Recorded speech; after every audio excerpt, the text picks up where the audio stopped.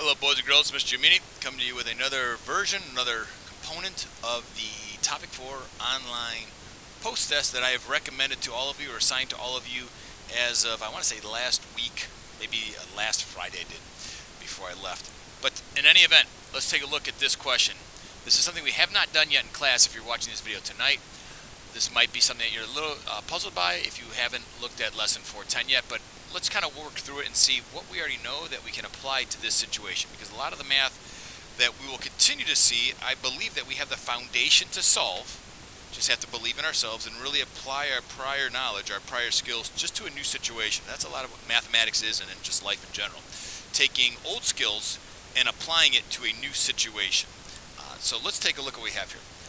Choose yes or no to indicate which of the equations can be used to describe the pattern in the table.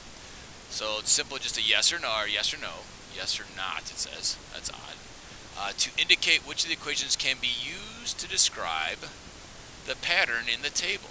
All right, well, let's take a look at the table and analyze that first. I see that when I go from x to y, so I see that 5, I put it in a machine if I want to think about it, it comes out as 20. I put in 6, it comes out as 24. I see 7, it comes out as 28. I see 8, it comes out as 32. I see 9, it comes out as 36. These all seem to be multiples of 4, meaning 5 times 4 would give me 20. 6 times 4 would give me 24. The factor of 7 times a factor of 4 would give me 28. Now, let's take a look. This first one says 4 times x equals y. 4 times x, so 4 times 5 is our first x value. Well, what is 4 times 5? It is 20. That would work for the first one. I always want to be cautious, though, and use it for multiple events here.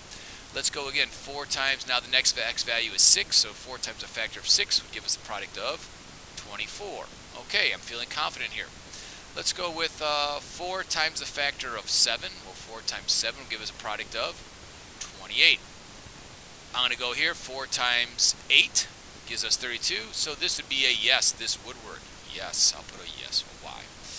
This says x divided by y equals a quarter. Wait a minute, x divided by y equals a quarter, or 25/100ths. So x is 5 divided by 20 would give us 25/100ths. Alright, let's take a look. Let's put a decimal in our dividend. Transfer that decimal up into our quotient. We can add 2 zeros. We just have to go out to the hundredths place anyways. That's why I'm going to stop at the hundredths place. Let's go 20. No factor times 20 will give us a 5. 20 times a factor of 2 will give us close to 50, which gives us 40. We subtract. That's 10. Annex down that next 0. 20 times a factor of 5 gives me, hey, 25/100ths. Okay, now again, I don't want to get too excited. It worked once. Let's take a look at another one here. We have 6 divided by 24. 6 divided by 24. I will put my decimal in the dividend, transfer it up into my quotient. I'll add 2 zeros because I'm only going out to the hundredths place. That's all that's required of me. 24, no factor times 24 will give me 6, but 24 times 2 will give me 48. That is close to 60. I'll subtract. That gives me 12. Annex down to 0. Oops, a 0. And I'm jumping steps here. This comes up 5. Hey, that does work. Well, if I think about this now, essentially it's asking, is each one of these a quarter of the other one? So yes, the relationship is each one of these is 1/4. So I could do all these are just 1/4 of the other one. So this too would be a yes. All right. Let's take a look at the next one now. Let's take a look at the next one. So we have x plus y equals 25. Now this is one of those where they're really trying to trick us. They really want us to see if we're paying attention to what's going on here. So if I test the first one, I have 5 plus 20. Remember, I'm substituting for x. 5 plus 20. Hey, that does give me 25. Many of us would circle, oh yes, but let's look at the next one. I have to use it for multiple trials. 6 plus 24 gives me 29. Remember, this has to work for all of them, not just one of them. All right, it has to work for all of them, so just not one of them. So if we take a look at that, that's going to be a no. That will not work. That will not work for this next one. All right. Let's go ahead and take a look at the next one. Now they reverse it on us. They say y minus x equals 15. So we have y minus x equals 15. So looking at that, we want to ask ourselves. Okay, so let's substitute in y. All right, let's substitute in y. So we have y is 20 minus x. In that situation here, x is 5. That gives us 15. Okay, let's do the next one. Remember, it can't just work for all of the instances. It must work for, it can't just work for one. It must work for all. Now, I could just simply, I'm going to jump down to here. 36 minus 9. Well, that gives me 36 minus 9. 36 minus 10 would give me, what would 36? 26, right? So this would give me 27. It has to give me, so this also would be a no. Now, the next one. Look at the next one. We have y divided by x equals 4. So we have 20 divided by 5 is equal to 4. Is that true? Yes. Next one. 24 divided by 6. Does that equal 4? Yes, that works. The next one. 28 divided by 7. Does that give me 4? Yes. 32 divided by 4. Oops, yep. Divided by 8, excuse me. Does that give me 4? Yes. And then finally, 36 divided by 9. Does that equal 4? Yes. So this too would be a yes. All right, now, let's take a look at this problem again. There's a lot of computations involved in this. A lot of basic computations, stuff that we should be familiar with, should be confident with. Okay, this will take me a little bit of time. I must persevere. This is going to be a timing one here. Let's take a look at the next one. Okay, again, if you're looking at this video tonight and you're saying, whoa, I don't know that one, well, that's okay. We have not done this one yet. Let's take a look. Which equation we used to graph the line shown? Which equation was used to graph the line that was shown? So here's the line. Now I notice we have a point here, and a point here. What I'm going to do real quick is I'm just going to name those points.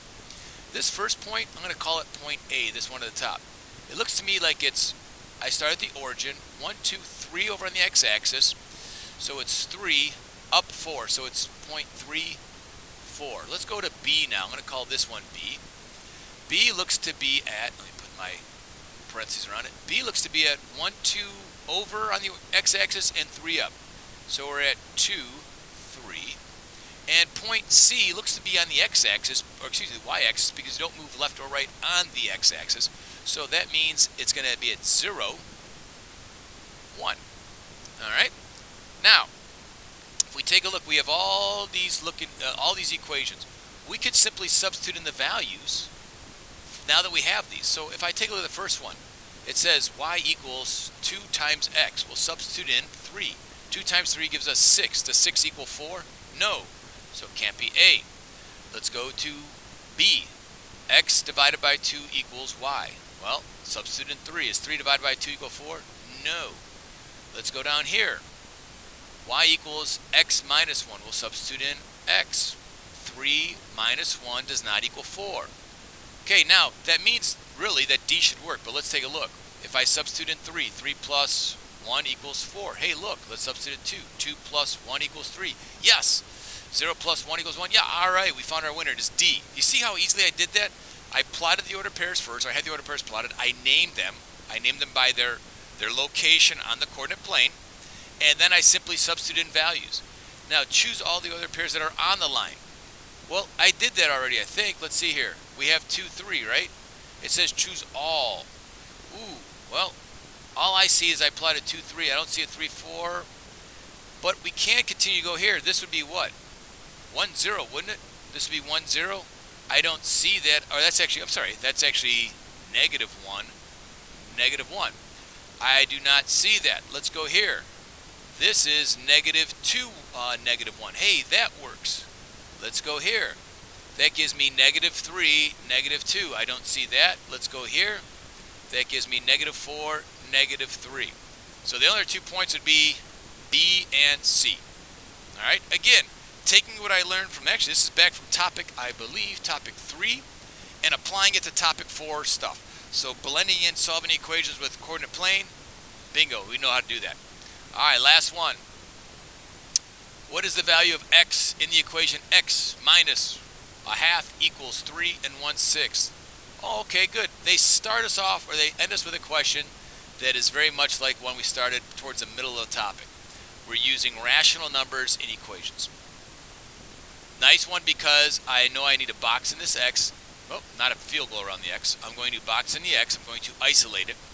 I'm going to do inverse. The inverse of subtracting a half is to add a half. Whatever I do one side, I must do to the other side. Now, this is gone. I'm left with x is equal to, now I have sixths and halves. Let's see here. How many sixths are in 1/2? Isn't it 3/6? 3/6 are in 1/2? Yeah, it is. So could I do, let's see here.